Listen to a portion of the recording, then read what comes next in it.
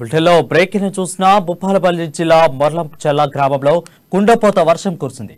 వాగులు వంకలు కట్టలు తెంచుకున్నాయి. ఈ కారణంగా ఆ గ్రామాన్ని వాగు ప్రవాహం చుట్టుముట్టింది.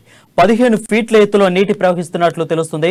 అయితే నిద్ర నుంచి లేచి చూసేసరికి ఎక్కడికి కదిలే పరిస్థితి లేకుండా అయిందని గ్రామస్తులు ఆందోళన వ్యక్తం చేస్తున్నారు. వరదల్లో 5గురు గల్లంతైనట్లు తెలుస్తుంది. ప్రాణాలను కాపాడుకునేందుకు దాదాపు 200 కుటుంబాలు మిద్దెలపైకెక్కి జనం తలదాచుకుంటున్నారు. కొందరు చెట్లు ఎక్కారు. హెలికాప్టర్లు పంపించాలని అధికారులను విన్నవించుకుంటున్నారు. ఇక మరోవైపు ములుగు జిల్లా జంపండ వాగు ఉధృతంగా ప్రవహిస్తుంది.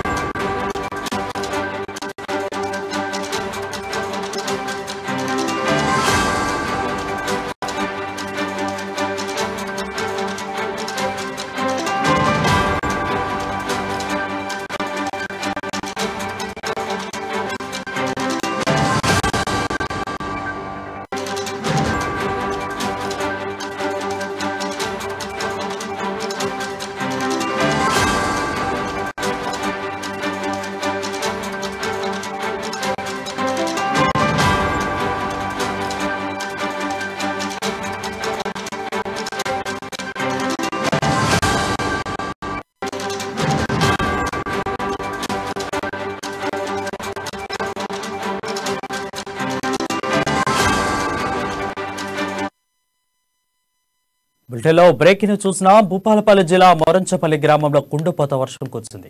వాకులు వంకలు కట్టలు తెంచుకున్నాయి. ఈ కారణంగా గ్రామాన్ని వాగు ప్రవాహం చుట్టుముట్టింది. 15 ఫీట్ల ఎత్తులో నీరు ప్రవహిస్తున్నట్లు తెలుస్తుంది. నిద్ర నుండి లేచి చూసేసరికి ఎక్కడ కదిలితే అక్కడ పరిస్థితి లేకుండా అయిందని గ్రామస్తులు ఆందోళన వ్యక్తం చేస్తున్నారు. వరదల్లో 5గురు గల్లంతైనట్లు తెలుస్తుంది.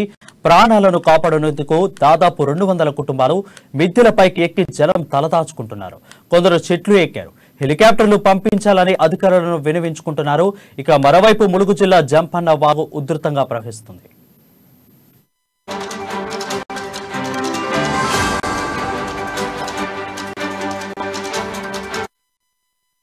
దీనిపై మరింత సమాచారం మా ప్రతినిధి స్వామి అందిస్తారు. స్వామి, చెప్పండి.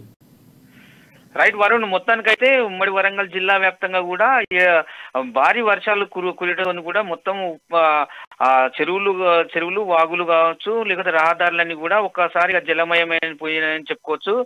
అట్లాగే ములుగు జిల్లాలోని కూడా జంపన్న వాగు ఉప్పొంగడంతో కూడా మేడారం గ్రామంలోను కూడా మొత్తం 20 మంది కూడా గల్లంతైనట్టు కూడా తెలుస్తా ఉంది. మొత్తానికైతే వారి సహాయ చర్యలు కూడా ములుగు జిల్లా కలెక్టర్ సహాయ చర్యలు తీసుకుంటారని చెప్తాను. మొత్తానికైతే ఫోర్స్ కూడా అక్కడ పంపించినట్టు తెలుస్తా ఉంది. మొత్తానికైతే చూస్తే ధర్మసాగర్ మనం కరంచెర్ల గ్రామానికి కూడా అక్కడ సహాయ చర్యల కోసం ఎదురు చూస్తున్నారు. మొత్తంకైతే గ్రామం అంతా జలమయం పోవడంతో కూడా అక్కడ అంటే స్లాబ్ అంటే బిల్డింగ్ల పై నుంచి కూడా వేచి చూస్తున్న పరిస్థితి కనబడుతూ ఉంది. వాళ్ళకి ఇప్పటి వరకు కూడా ఎలాంటి అల్పాహారం కానీ కనీసం వాటర్ కూడా తీసుకోలేకుండా పరిస్థితి అయితే కనబడతా ఉంది. ఇంతవరకు కూడా తెలంగాణ రాష్ట్ర ప్రభుత్వం మాత్రము ముంపు ప్రాంతాలకు కాపాడుతున్నాం అని చెప్తూనే వస్తుంది కానీ ఇంతవరకు కూడా సహాయ చర్యలు అందించడం లేదు. వాళ్ళైతే పొద్దు నుంచి అంటే నిన్న సాయంత్రం నుంచి ఇప్పటి వరకు కూడా అంటే వర్షం అంటే భారీ వర్షం నుంచి అతి భారీ వర్షాలు కురుస్తున్న నేపథ్యంలోనే కూడా వాళ్ళు బిల్డింగ్ పైనే